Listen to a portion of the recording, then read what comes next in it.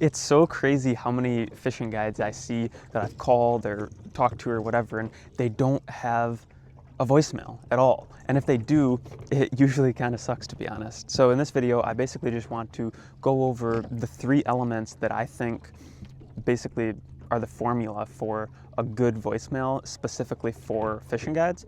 But it can really be, I guess, for like most business owners. And I'm not just like pulling this stuff out of thin air and stuff. It's actual things that I've done in my own business that I've used, and I've tested many different voicemails over the past handful of years. Some have worked and some haven't. So I'll just tell you what my voicemail is, and then we'll break it down. So what I say, someone calls me and I let it go to voicemail or whatever. I say, hey, it's Nate. I can't answer the phone right now, but I will call you back if you leave a message. And then that's it. It beeps. That's all I say. And the reason for that, it's a little bit bumpy out here. I got to get my sea legs. So the reason for that is it has 3 things. The first thing is it says who I am. So they know that they have the right number, obviously. And you can say your business name with it. Like I could say, hey, it's Nate from Michigan Honey Hole Fishing Charters. And that would be totally fine if you want to do that. I just don't say the business name because I use my same cell phone for multiple different businesses, so I can't really do that. But then once you establish that they have the right number, you need to basically tell them when they can expect to hear back from you. So I say, I will call you back by the end of the day. And the reason I say that is because it's a promise that I can keep. So if they call me in the morning, they'll hear back from me by the end of the day. If they call me in the afternoon, they'll hear back from me by the end of the day. And it's mostly just because sometimes I get busy, whether I'm, just doing stuff or I'm out on the boat or whatever. And it allows me to be flexible, and sometimes I might call them back immediately. But what you don't want to do is say that you're going to call them back in 15 minutes and then take 11 hours to call them back, because otherwise you're starting off on a really bad note. So, but if you want to say, you'll call them back in an hour or 15 minutes or whatever, you can put whatever timeline on it that you want.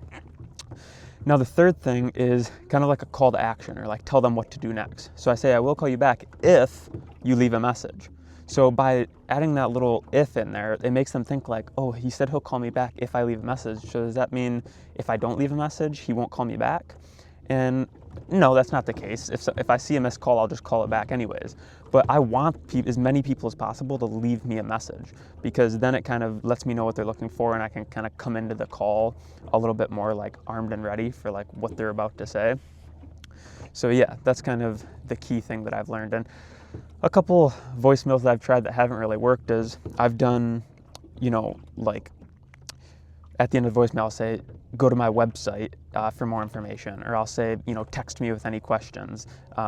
And those things just didn't really, not many people would go to the website from that voicemail. Not many people would text me, and I knew that because I'd miss a call, they wouldn't leave a voicemail, and I would never get a text from them.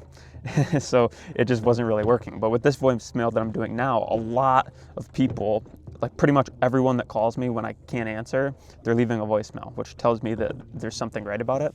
And I think what makes it good is that essentially when someone picks up the phone and calls you, it's probably because they want to actually speak with you. So they don't want you to tell them to go to your website, or they don't want you to tell them to, text you or whatever. Like, they want to actually speak with you. So by doing that, it's basically just like all they have to do is stay on the phone for an extra couple seconds and say a couple sentences. It's super, super low friction and seamless. Now, real quick, one last thing. For quite a while, I used like an automated message, like a robot voice type thing. So it wasn't actually my voice. And the reason that I started doing that is because I didn't want people to get my voicemail and it sounded like I was a kid, because I feel like that would be a turnoff for someone looking to book a charter, because it would make me seem inexperienced. So for a long time, I just used like a automated voicemail, like a robot, and it was saying all like the things that I basically said, like, just it wasn't my voice. And then after a while, I kind of felt like that was a little bit weird. I got some mixed feedback on that, and it kind of made people feel like I was a big like corporation or something like that. I just gave it a weird corporate vibe. So then I changed it back to my actual voice. But yeah, so that's pretty much my opinion on voicemails. If you don't have one, first step is like make one. And second thing is just make sure that it's tightened up, that it's short, sweet, to the point, and has those 3 elements of saying who you are, when they can expect to hear back from you, and what they need to do in order to hear back from you.